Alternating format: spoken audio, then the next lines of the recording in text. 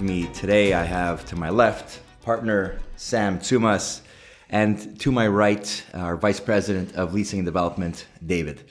So thanks for being with us. Today, the focus will be on leasing. The advantages, I would say disadvantages, but in my opinion, there aren't any. And again, just really get into it and try to give as much insight as we can to those who are interested to how we put front the best, what we think is the best properties for the market to lease. If I may jump in. Absolutely.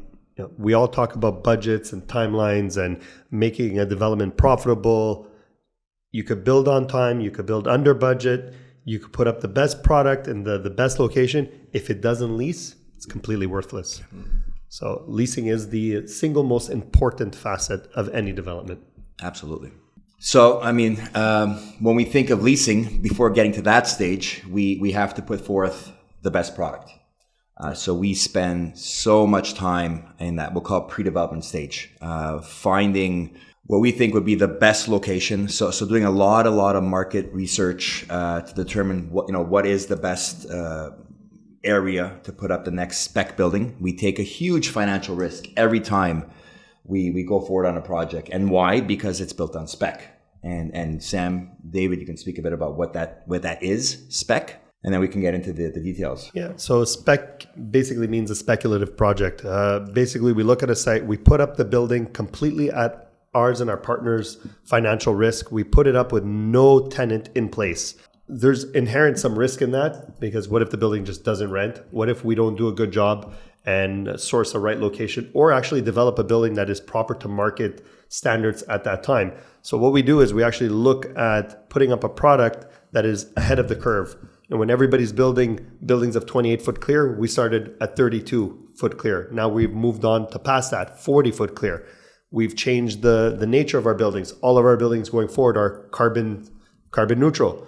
The reason for that is we see it, as a requirement going forward, not today, talking 15 to 20 years from now. That's part of what we deem as a safe risk when we develop on spec. And also, we mentioned finding the ideal location. You have to dig into that even more. It's what does that market look for? To put up a 500,000 square foot building in a market where the average tenant size is 30,000 square feet is the wrong product to deliver. Once you do the analysis and you determine a certain market, example, the West Island, Montreal, where the average tenancy is 75,000 square feet, well, you're going to build buildings where you can subdivide those buildings to accommodate those different tenants, to put all the odds in your favor. Because like Sam mentioned earlier, you can have the best quality building at the best price. If it doesn't lease, it ain't worth shit. So with that in mind, something we've noticed in the market recently is how the focus has shifted from lenders to partners to ensuring that these buildings get leased. And they're spending a lot of time worrying about this. Every time we see market stats, vacancy rates are rising, average rental rates are decreasing. Well, those stats are not exactly accurate, at least not recently. What we've noticed recently is that the stats take into consideration the global market in Montreal. The market itself is actually basically all older product, class B and C space. Evidently, that product is lowering in standards, lowering in rates. The vacancies are rising in there. However, if you look at Class A space, which is defined as anything 24-foot clear and above, which we're frankly even above that, the average vacancy rate is below 1% at the present. Taking all of this into account, there is generally a fear in the marketplace that we sense. So with that in mind, we have to build a team of what we deem the best possible odds to lease. And that's where David comes in. David comes with a track record that's unparalleled in our industry. David, this is your baby, man. No pressure. No, but look, at the end of the day, I agree with everything you guys said. I think that leasing comes down to, obviously, from having your finger on the pulse, understanding market dynamics, offering a product that is obviously something that is relevant to what tenants and users are looking for today in areas that are upper demand, where vacancy rates make sense and the numbers and all that kind of come together. I think there's also the element of having a very service-based approach when you're working with brokers and users. I think you want to put yourself in the best position where they want to work with you. So there's a trust that has to be built at the early foundations of any transaction. Understanding that a deal that we're working on is going to be one where the relationship doesn't only last the lease stage, but it could last 7, 10, 15, 20 years. So I think it's important to take that approach as well, because competition is fierce, but at the end of the day, people are going to do business with people they trust. And when you have the right product in the right locations and so on, you're setting yourself up for success. I think another important aspect to look at as well is price. We often get criticized for overpaying on sites, and I think that's a myth. Our performers are extremely conservative, and the way I'll let Sam talk about this, because he's I call him our performer genius. But Sam runs the performer in a way that we're not going to negotiate a vendor's price if the performer makes sense. Maybe you can get into that a bit. Yeah, well, there's a couple of things here. So one, when you talk about development, first thing you have to realize is if we look at pro formas the way they are today with today's dynamics and metrics, there is no pro forma in the world that works. That's the truth. To be in development, you have to be a little crazy. You have to be a little bit outside of the box. You have to believe things will be better than they are today. So taking that into account, where we differentiate ourselves is exactly to what Mike said. One, we're not daunted by market price or what stats are on the purchase of land. We don't care what the history is. If we like a site, we target a site and we work it backwards. If a vendor wants 2 times what is deemed the average price for a land transaction, we're undaunted. It really comes down to, does it work the way we develop? We look at the price, we put it into our model, we look at what we believe rental rates, not only what they are today, what they can be, and how we could save a little bit from that, and that's where we put together our rental rates. And if it works, if we trust the product and the returns are within our thresholds, land values are insignificant. And there's a lot of things that come into land value that a lot of people miss. They'll hear these numbers of, I'm going to use, $50 a foot. Why would they pay $50 a foot? Why would they pay $60 a foot? Well, there's so much that comes into play here that really makes the land value irrelevant. And I'll give an example. Build ratio. That's an enormous one. What I mean by build ratio was if you could take a piece of land and you could build an industrial building or any building, and it equates to 50% of the land area, and we paid $50, I'd rather do that than pay $40 on something you could only build 30% of the land. Absolutely. The cities that you work with, the speed to market. If you buy a piece of land and it'll only allow you to develop it in 18 months because the city that you're dealing with is extremely difficult, as opposed to spending a little more but bringing it to a city where in 6 months you could be in the ground. All of these dynamics change how you view land.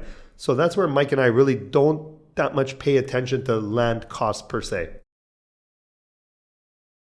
Why David? David mentioned it.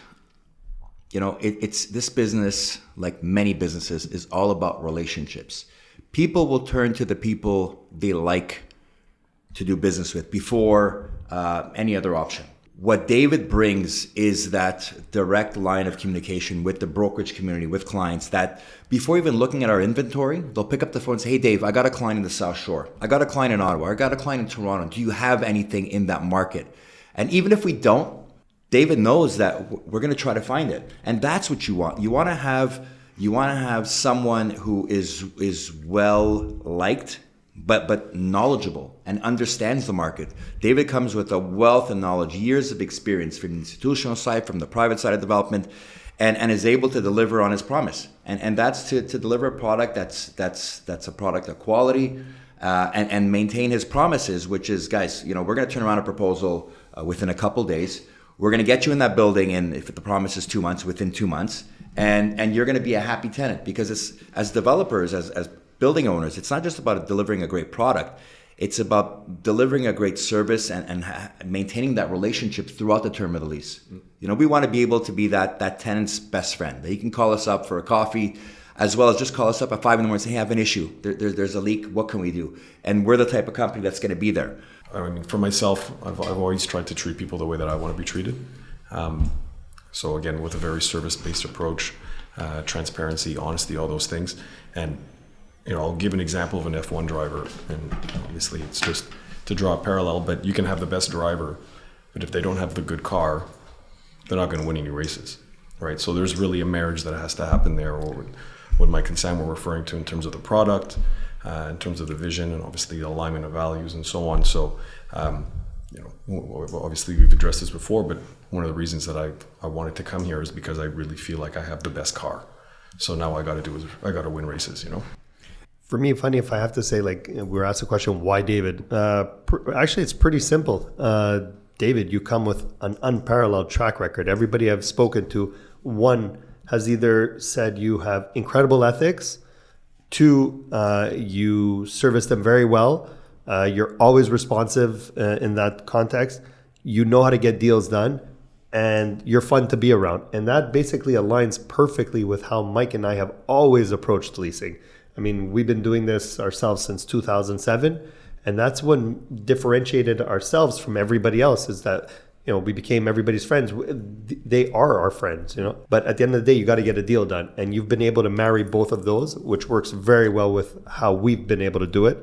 And we just see our company growing. The portfolio is not going to get smaller. It's going to get bigger. And we looked at who in our vision and in our view is the best to do this. And that's why David's here. Hey, man. I love it. I'm pumped. The thing for me is I always want whoever is in our company, whether it's me, Mike, or David, I always expect us to get the first call.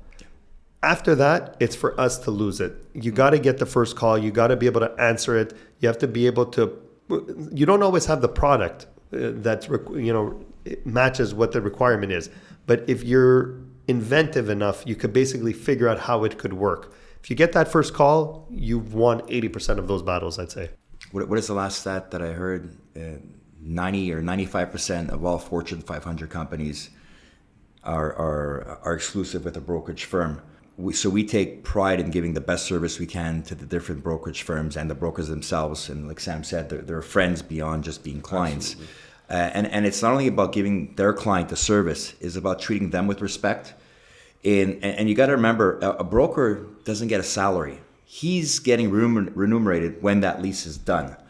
And our objective is that when that lease is done, he doesn't have to chase us ever for his commission. To the extent where we recently did a transaction, I think it was 9 or 10 in the morning, that lease was signed, and 4 o'clock in the afternoon, if I'm not mistaken, Sam got a call from the broker saying, I have a check on my desk. Is that my commission? And we said, absolutely. He goes, I've never, ever experienced that, where the same day a lease is done, I'm getting paid. And for us, it's key because, I was a broker going back 15 years ago. And it happened many times where I worked my ass off, sometimes a year, if not 2, trying to get a deal to the table, trying to get it signed. And then I'd spend the next 6 months chasing after a commission. And that was the worst experience ever. So we made it a point that if you're going to believe in us as a broker and bring your client to us, well, we're going to do what we can to make sure that you understand how appreciative we are of that service. And it goes a little further than that. We were on a call a couple of days ago, and Mike actually mentioned something that we do pretty often to this broker, which was the broker was presenting to a client one of our sites. And it wasn't simply providing the broker, okay, we have this and we have that, and we'll send you an email. Mike mentioned, and it's something we do all the time, do you want us to ship you a kit? Do you want us to put something together more professional? The way I see it is our job is to basically help the broker sell the product and make his life as easy as possible. So providing the information, being, whatever it is, whether it be on a construction site, on a how we demise a space, how we build it, what are our timelines, what are the costs, all the information. We're there to help them make their lives easier, whatever that takes. It's happened multiple times where a broker would be representing a client who wasn't from Montreal, he was in Toronto in the States, and Sam and I offered to fly down. I mean, what does it cost to fly down to Texas or to New York and meet the client and introduce ourselves and the product? No one's doing this. No one's taking that effort. But if you think about it, that they rent 25,000 square feet or 250,000 square feet, that is an important part of our business. The most important part is to lease. So if it takes us getting on a plane to introducing the property live and on a video, we will do so. Absolutely. I think as soon as you have that relationship with the broker and you receive the call, if you think about it, the relationship with the potential user starts at that moment, right? And when you're looking to sign a commitment that's going to be 5, 7, 10 years with a dollar figure that's associated to these types of leases, you're going to look at your experience with the landlord, and if you're having a pleasant experience, throughout your lease negotiation or whatever it is, and you feel the love, then obviously it gives you more confidence to sign that type of engagement. Because the person that you're signing the lease with, at the end of the day, is either going to be somebody that's their job and they have a boss and need to be able to look at their boss and say, this is the right landlord, this is the right player that we want to associate ourselves to. So we have to make those people look good. But fundamentally, I think that if we can demonstrate a good experience with the broker from the beginning, and I've rarely had a lease negotiation where it's always gone smoothly, right? Things come up at any stage, whether it's during a negotiation. Sometimes it gets heated and whatever, but it's all part of the game. It's all part of the game. You were saying how things, the person needs to look good in front of their boss. So interesting story. We got access to a testimonial last week from one of our tenants who they were talking about, where they brought their executive team on one of the sites. And on this site, we were actually redeveloping a site. It was an existing building that had to be demolished to be rebuilt. And this executive brought their executive team, and the executive team looked at this building and said, there's no chance we are ever going to be able to achieve the timelines. And the executive, the way they implied it on that video, basically said like they were kind of under the pressure to get it done. For us, this was normal due course. We didn't even know the executive had this problem. But you see that we were able to do it and get it done, and that they mentioned it. That means they got told at the end, wow, congratulations. The executive got probably congratulated on believing on the site. And that's important. Yep. Well, leasing back in the day was, in our industry, was only Mike and I, truthfully. I mean, we were the only two developers that I remember would participate in any form of competition, whether it be for site acquisition, for RFPs, for construction RFPs. I mean, it was Mike and I, and it was difficult. A large transaction, especially an industrial one, anywhere from 2008 to 2015, 100,000 square foot deal in the city of Montreal. There might be one every 5 months, and everybody knew about it. Everybody was going after it, and I would often see Mike or I at those RFP pitches. They were difficult. Landlords did not have a lot of leverage at all. There was a market that was effectively all older product. I think at one point vacancy rates might have been 20%. New construction was very dependent on pre-leasing a good portion of that building. So a 100,000 foot deal basically ensured that these buildings would get put up, and everybody did what they had to do. And when I say they did what they had to do, I mean, we would basically kill ourselves on rental rates, and it was not a fun place to be. Just to add a little more, and then I'll let Mike talk on his experience. These negotiations were, and use the French term pénible. They would take a minimum of 6 months. It really was a tenants market. It was not easy, not fun. Montreal also didn't have an abundance of opportunities for tenants to come into, so it wasn't a big enjoyable process. Sam said it, a tenants market. We hear that all the time. Depending on where cap rates are or rental rates are, it's a tenants market, it's a landlord's market. We have never deviated from our initial mindset, which is do the best deal we can and the first deal we can. That it be a landlord's market or a tenant's market, when a tenant calls us or a broker calls us for a property, we are not going to finagle. We're not going to say, well, this is a good deal. Maybe we can get a better one. We've never done that. We look at every opportunity as potentially the only opportunity, and we will fight to get that deal to the finish line. So that's one thing that we've done, in my opinion, differently from the market is, and every broker says this to us, they feel that when they call us with that client, that we will do what we can to make sure to accommodate their needs and to get the deal done as soon as possible. Yeah, I'll chime in. I think that, so obviously my experience, for those who don't know, my experience before getting into the developer side was on the office market. So I was responsible for leasing some of Montreal's trophy assets for 10 years for the Quebec Pension Fund. And a bit similar to like Mike and Sam were saying, it's rarely been a landlord's market. I mean, let's face it. So the three of us are essentially groomed to being successful in a market where the odds are stacked against us, right? Where Absolutely. Competition is definitely fierce, where the tenants really do hold more leverage. And in my background, I had the most expensive product in the city by far, right? So then it became a question of, well, how do you stand yourself out and how do you demonstrate value where a tenant will look at you and say, you know what, I will pay more to come here because of what you're offering.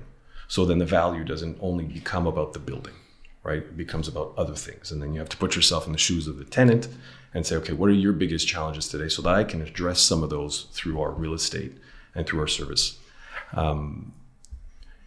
We've definitely all had negotiations that are intense. Pénible is the right word. I've spat blood on several occasions trying to get deals across the finish line, again, where the competition is fierce.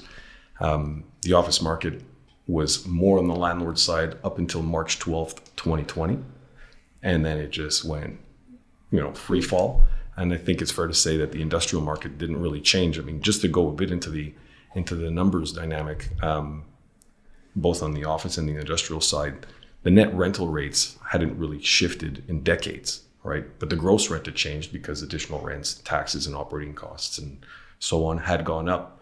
So then if you look at it from an investor's perspective, you're like, okay, so the gross rent is going up, but values from a landlord's perspective aren't really increasing over time, even though the tenant is paying more rent, but more on a gross basis, right? So then the challenge is, well, how do you increase the value of each transaction in the context in a market where the numbers themselves haven't really shifted that much? And then we went through a bubble.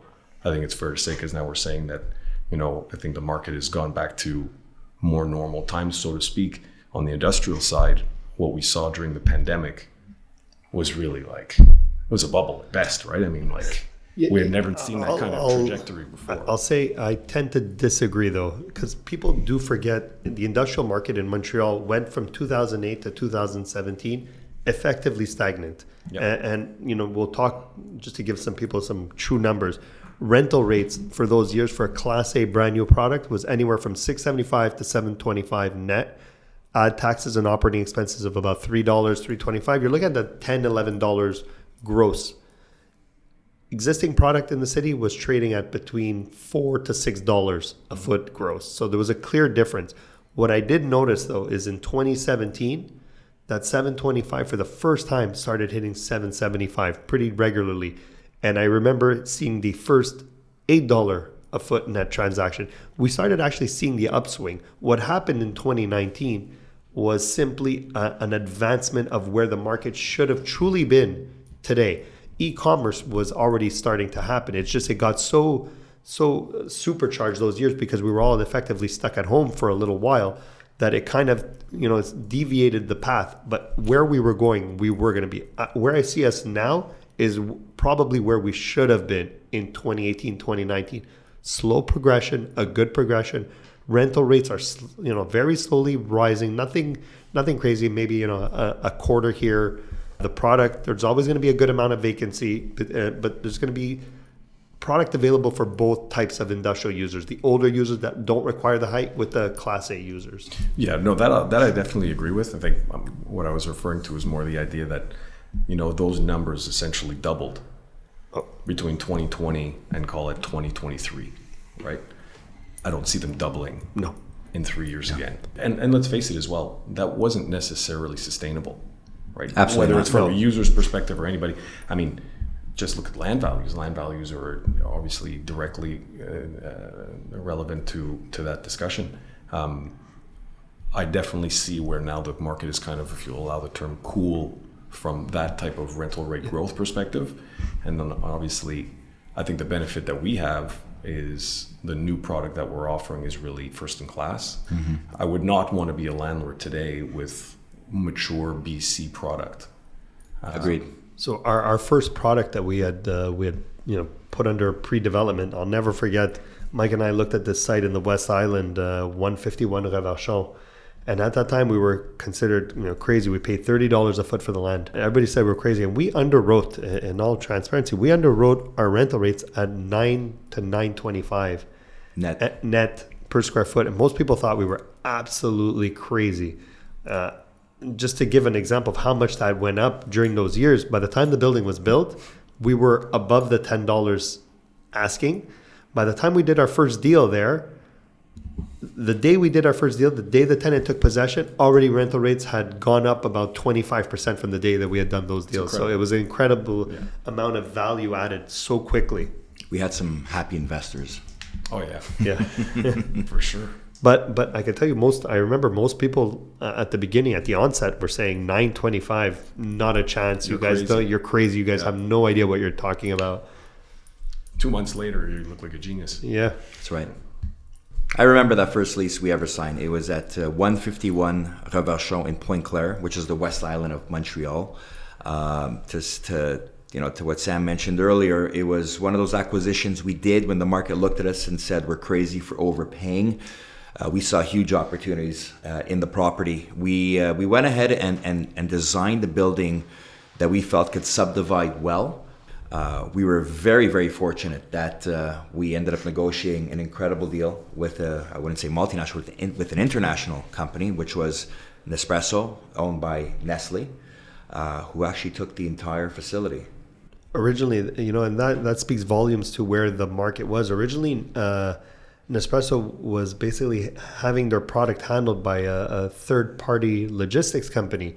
And this third-party logistics company was actually the one who first approached us to rent the building. And after several months of negotiations, Nestle came in and said, no, we don't want them. We want to handle the leasing ourselves. And basically, have this third-party provider subcontract and take care of the actual facility for us. But that was our first deal. I do remember, though, to Mike's point, when we looked at designing the building, yes, we designed it in a way that it could be subdivided and multi-tenanted, but we probably were a little cautious in how we did it. We probably could have gone a little bigger. In hindsight, we should have gone a little bigger. But we were at the cusp of where the market was on size and where it ended up being. Had we known, should we have gone bigger? Probably. I'll also say that on our second development, which was in Montreal East, purchased a large parcel of land, and what we ended up doing there was 2 twin buildings of about 125,000 feet each, both built at the same time, both effectively leased by the time the buildings were up. One was split into a multi-tenant. We had 3 tenants in that building. The other was completely occupied by one user. But again, in hindsight, had we developed that property into one facility, also would have likely been leased today. We've often been asked if we're gonna hit the brakes, if we're gonna stop acquiring sites. Based on the interest rates, based on the demand for space that's slightly decreasing, and the answer is no. The best example I can give is an acquisition we're about to do, where we're notarizing in a month's time on over 3 million square feet in the South Shore. That gives you an idea of our commitment to land, our commitment to building on spec. And we're not limiting ourselves to the greater Montreal area. We're acquiring a site in the first quarter of 2024 in Mississauga, a market that is probably the hottest in all of Canada. And for us to come across a site in that market, for us it's the biggest accomplishment we could have given ourselves, focusing in on the GTA market. So we're really, really excited about what's to come. Sam and I just got back from Miami. We were looking at properties out there, which is exciting. One, because it's Miami. Two, but with the thought of expanding beyond Canada is incredible. Like, to think we started this company 4.5 years ago. Our initial objective was to put up one industrial building in our first year. Yep. Here we are 4.5 years later with over 30 million square feet of land in our portfolio. We have 3.5 million square feet of buildings under construction in 2024. 4 million projected for 2025 of construction. It's an incredible time. I mean, and we owe it all to the team we have. We've been able to build an incredible infrastructure. People who believe in us, like David, and believe in our vision, is humbling, but at the same time, it makes us so proud. My end, I was actually recently, I took part in a small conference, and there was a stat that everybody turned around and looked at me and said, are you worried about this? And I was actually proud. What was the stat? Was there's 8 developments underway or like in the process in the GMA, and 6 out of the 8 were Rosefellow properties. And and there was some bankers and there was some partners who turned around and looked at me and said, "Are you worried about this?" And I was actually proud. I was like, "Not one bit." And they're like, "Why? Are you overbuilding?" And I said, "No, we're not overbuilding." When everybody starts, we'll call it waking up to see, whatever the hurdles that we're facing now will eventually pass, only then will they start, freeing up their capital, freeing up, saying, "Oh, let's go." They're already going to be too late. That's one. 2, same thing that we did, I would say 10, 15 years ago. maybe the market's not growing. That's never really been what we've been about. We're not here, truthfully, to accommodate every new business that's going to be coming into the province. There may not be that many. What we're doing is taking the tenants that are in the older product and showing them why they should come to new product. And what's helped us, frankly, is the increase in rates. Why would a tenant not look at our properties if we're almost comparable in pricing to the older product? And that's where the older product has hurt themselves in recent years. And this will prove truly beneficial to us. Frankly, we're just taking the existing tenants from other landlords, and whatever new comes in, obviously will be there. Yeah, we definitely see the tendency is the flight to quality, right? Yep. And at the end of the day, we have the quality without question. And I think another element that plays an important factor is that when you break down the vacancy rate and you look at the vacancy for A-class new product versus the mature product that you've been referring to, it's super tight. It is. Right? The demand is there. It's clear. So why would you pump the brakes on a product that people are asking for? Exactly. At the end of the day.